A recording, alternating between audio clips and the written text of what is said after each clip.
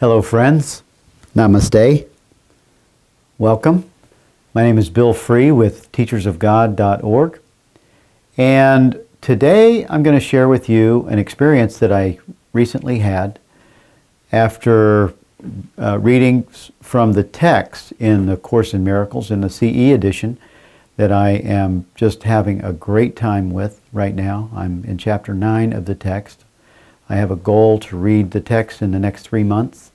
And the workbook lessons I'm recording in audio this year, and also the cameos. I'm having fun with that.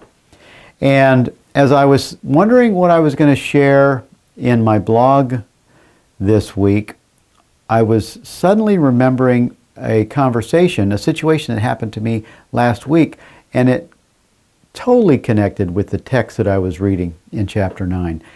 A person that was going through some little bit of chaos and confusion in his life asked a friend if she could give him my phone number and see if I could help point him in the right direction. He knew about Lisa and the 40-day program. He knew about my love for Rupert Spira and also the Course. And so he calls me about every 6 or 8 months and just to sort of get an injection of my input and truth.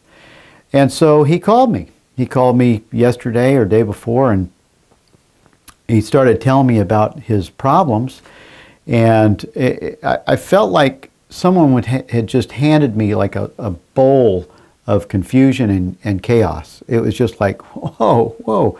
And so I started sharing with him that it sounds to me like, because he was talking about doing the 40-day program and that he didn't stick to it, and as soon as his feet hit the floor in the morning, he's out in the world fixing problems, trying to get his relationship squared away with his girlfriend, and that's not working, and his family life with his kids, it's not working, and he just doesn't really know where to turn or what to do. And I said to him, I said, Jim, it sounds to me like you want this experience that you're having, because you're not really investing the time that you need into your relationship with yourself and with your God self and with God to help you make all of your other relationships work. You really need to have that relationship with yourself that works first.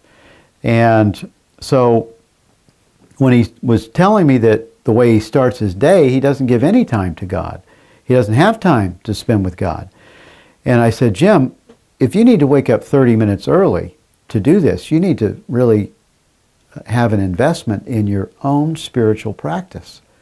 And if you're not going to take the time that it takes to do the 40-day, or if you're not going to take the time that it takes to read the workbook lessons or some other spiritual practice, at least spend 15 minutes in the morning with God, just being quiet, just giving God the 15 minutes, the first 15 minutes of the day, just being quiet, just being present.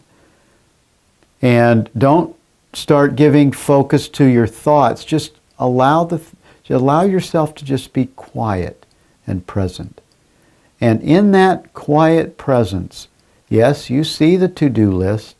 In fact, you'll probably be tempted to stop your quiet time so you can call somebody or go do this or go do that.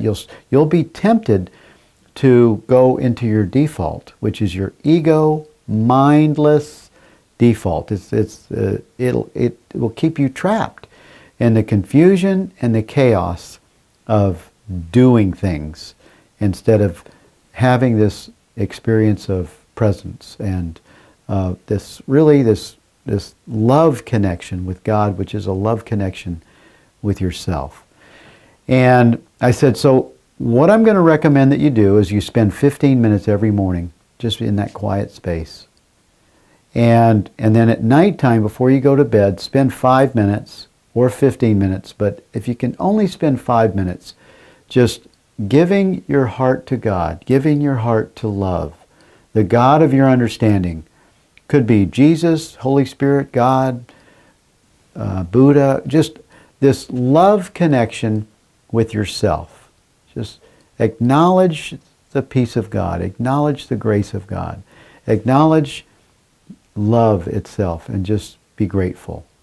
And invite that to be what you think about right before you go to sleep, so that your sleeping dreams are protected and encapsulated with the truth.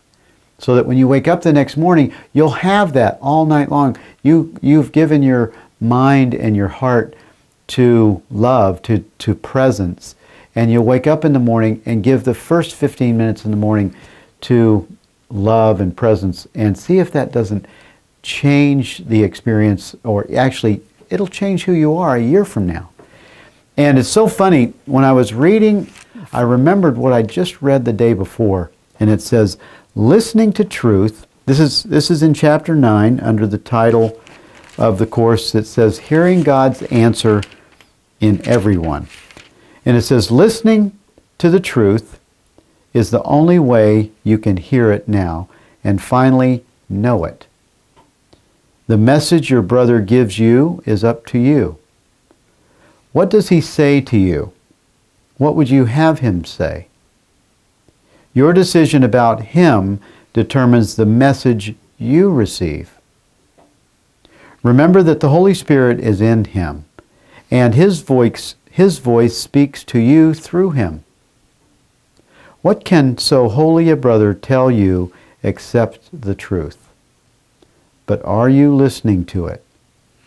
And as I got off the phone, and then as I started thinking about this message, I started thinking, oh my God, this message is for me.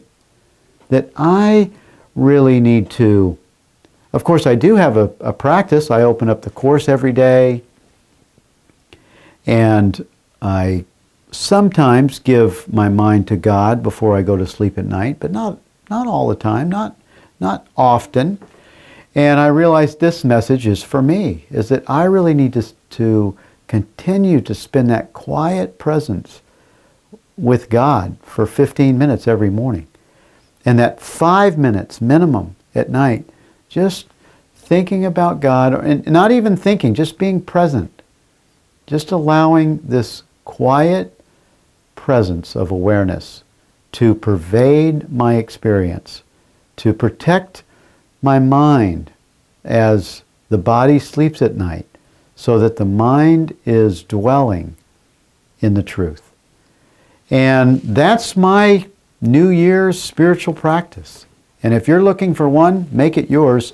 If you're not doing the workbook lessons, or if you feel that you're disciplined enough to do them, start doing the workbook lessons of A Course in Miracles. I'm doing the ones in the CE edition this year, starting from January 1st, and I'm also recording them in audio form and making them available.